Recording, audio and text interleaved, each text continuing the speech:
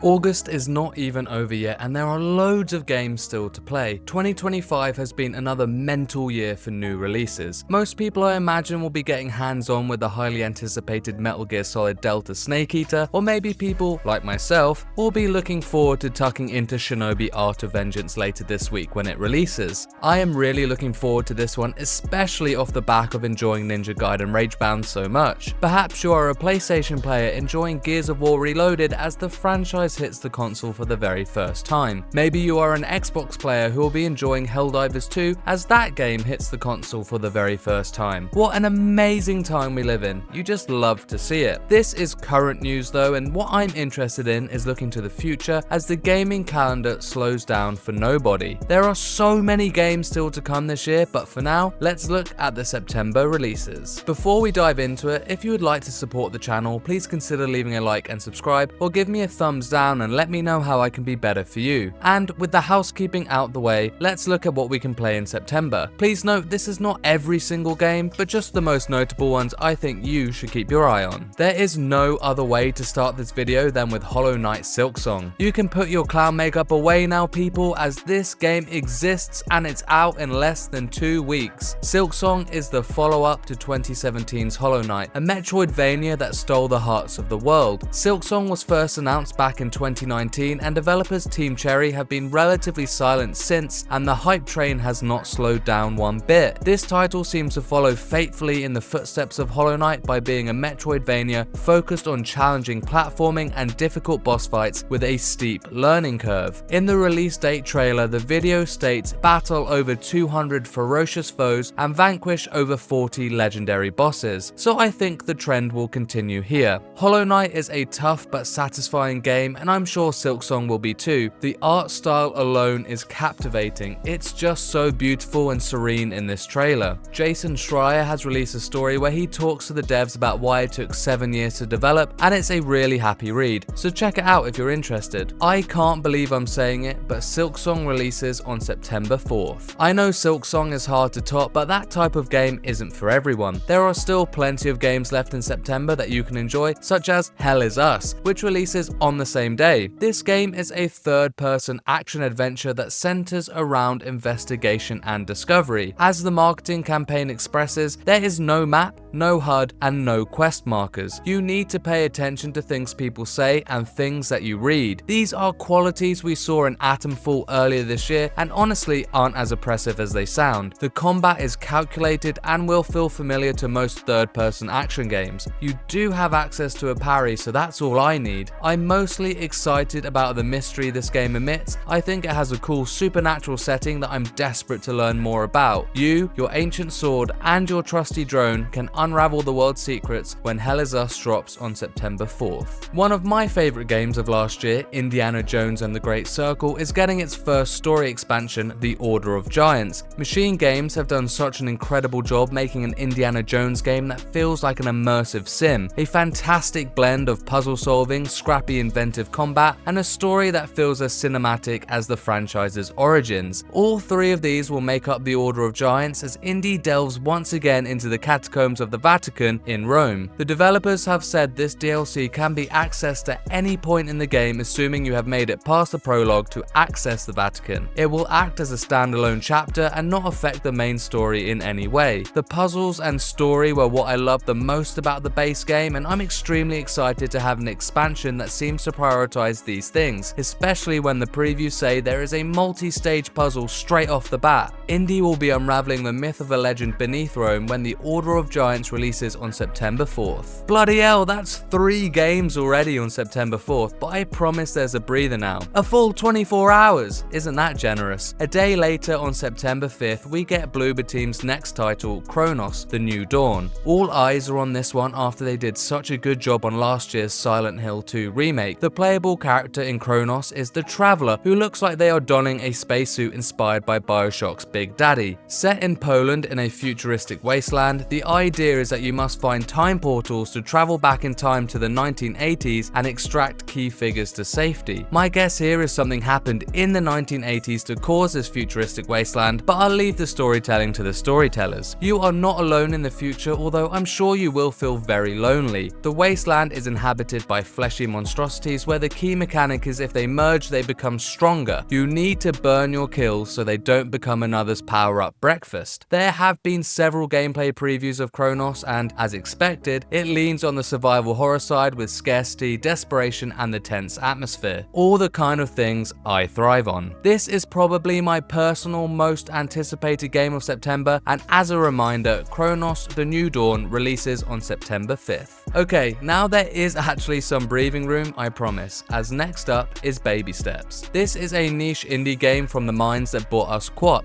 Much like this title, Baby Step requires you to individually control each of this guy's legs and take him on an adventure across the vast map. This game is very physics driven, with each fall and each misstep having catastrophic consequences. Quirky does not even begin to describe this game. Each character is voiced, and everything we have seen in the trailers so far seems to imply the dry comedic delivery is seeping out from every interaction. Devolver Digital lists the following as the key features: fully simulated physics-based walking, a world that seems to come alive with a dynamic soundtrack built up of 420 beats and vibes, a lengthy trek up a mountain-sized mountain that you can explore at your own pace or slower, fully dynamic onesie soilage system, non-collectible hats, whatever that means. Baby Steps is almost certainly like nothing you would have ever played before, so give it a go when it drops on September 8th for PS5 and Steam only. Borderlands is a long-running franchise and has certainly had its ups and downs. The looter shooter has even seen an endeavor onto the big screen due to its popularity, but we don't talk about that. In the gaming space though, Borderlands is iconic, not only for its weapons but also for its cel-shaded graphical style, which is instantly recognizable. The series returns in September with Borderlands 4 and the previews have been glowing. The trailers have shown some of the awesome new weapons, and I'm sure the arsenal available to us will feel practically endless. As always, this is built to be a co-op experience with up to 4-player online co-op, but also 2-player split-screen co-op on PS5 and Xbox Series. You can play it solo as well, so don't worry if you just want to experience it for yourself. Although known for its toilet humor, developers Gearbox have stated that they have toned back on this, which shows a maturing for the franchise. This high-octane shooter explodes onto the screen with every showing. I mean, listen to this synopsis from 2K's website. Become an unstoppable force of battle, blasting through enemies with an all-new arsenal of outrageous weaponry. Move across the Borderlands like never before, double jumping, gliding, dodging, grappling, and more, dealing death from every direction. Explode each encounter with devastating action skills that unleash your Vault Hunter's unique abilities. Craft your perfect build with branching skill trees and a deep rewarding loot chase full of wild weapons and powerful gear. How badass does that sound? Borderlands 4 drops on September 12th for all platforms, including the Switch 2. Dying Like the Beast was first planned as a DLC for Dying Light 2 before developers Techland decided to make it into a full standalone experience. Play as Kyle Crane, who was the protagonist of the first game. He has endured and survived mutilating experiments, which gives the gameplay two unique styles. Switching between man and beast complements the brutal combat as you slaughter through the zombie-infested world. This is still a Dying Light game, and so the two pillars still exist. The first being the day and night cycle, where the day is safer for scavenging and exploring, whilst the night is where the zombies and other terrifying creatures venture out. The other pillar is the first-person parkour system, which Techland promises to be best in class. Sprint across the rooftops in the open world that looks better than ever. This title also sports up to 4-player co-op, so you can get a zombie-slaying squad together if you like. It also has shared progression, so you can experience the story together. Dying Like the Beast releases on September 19th. Silent Hill is having a bit of a resurgence after last year's Silent Hill 2 remake, and in September the series continues with Silent Hill F. Developers Neobards Entertainment have been given the keys from Konami to make this game. Their portfolio isn't extensive, with only a couple of Resident Evil spin-off games, but Silent Hill F looks like their most polished title yet. For the first time ever, the series moves from the west to the east and is set in Japan during the 1960s. The idea is to focus more on Japanese horror tropes, mixing beauty with terror. Playing as high school girl Hinako, you must fight to survive through this small town infested with some truly truly horrifying mutated beings. Whilst the gameplay is still centered in the series' survival horror roots, the combat is slightly different. There is no ranged options here as you only have melee weapons to hand. This means each encounter is up close and personal, just adding to the deep survival instincts and feeling the sheer desperation of Hinako's story. I think I'm gonna have to play this one with the lights on when Silent Hill F releases on September 25th. If you hadn't had enough kart races for the year with Mario Kart World and the upcoming Kirby Air Riders, then maybe Sonic Racing Crossworlds will quench your thirst. Sonic enters the multiverse to race across a diverse set of tracks, supporting local co-op up to 4 players and online play up to 12 players. The first and third lap are on the same track, but the second lap is where you race through a travel ring to experience the dynamic, varied tracks of the Crossworlds. This could provide enough of a mix-up to each race that is quite an inviting gameplay feature. New to this game is gadgets, which allow you to customize your karts. Examples of these provided by Sega include increased items, a quick charge for drifts, or a comical giant rocket punch. Sonic Racing Crossworlds releases on September 25th, and while it features many characters from the Sega and Sonic universe, on launch there are several collaborations across both its races and its courses. These collaborations include Minecraft, SpongeBob, Ichiban Kasuga, Hatsune Miku, Joker from Persona 5, and Pac Man. Speaking of Pac Man, that collaboration actually works both ways when Pac Man World 2 Repack comes to all platforms. This 3D platformer that was originally released back in 2002 is getting the remake treatment with Repack. This isn't just a graphical overhaul though. Bandai Namco states that there is expanded levels, quality of life improvements, and new voice acting. The boss battles have been updated, there are more collectibles and customizations, and they have also added a 2-player local co-op mode. As I mentioned at the top, there is a Sonic crossover DLC which adds Sonic style levels to the 3D platformer, and honestly they look really cool.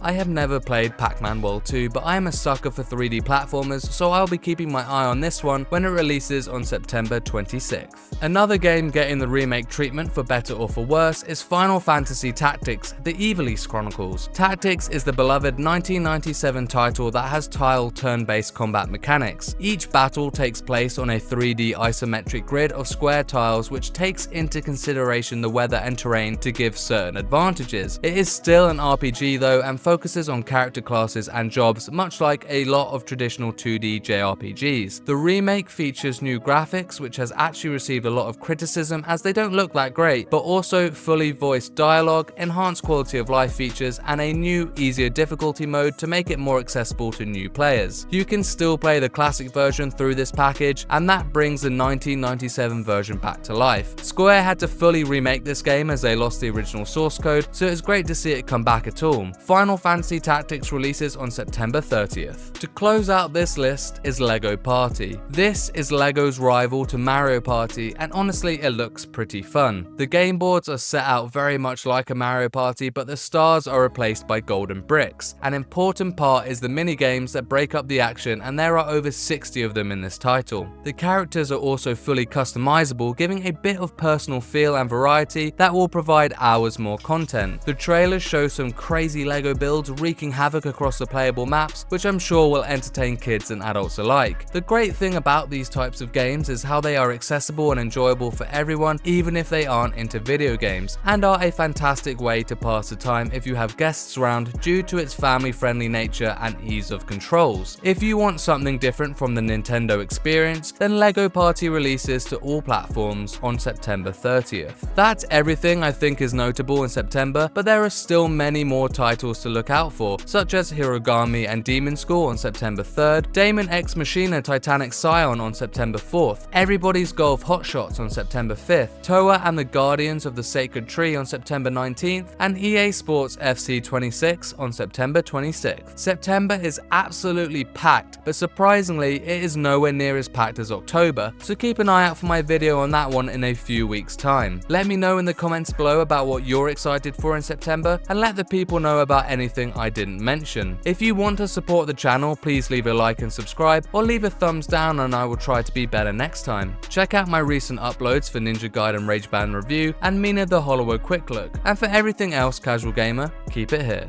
Peace and love.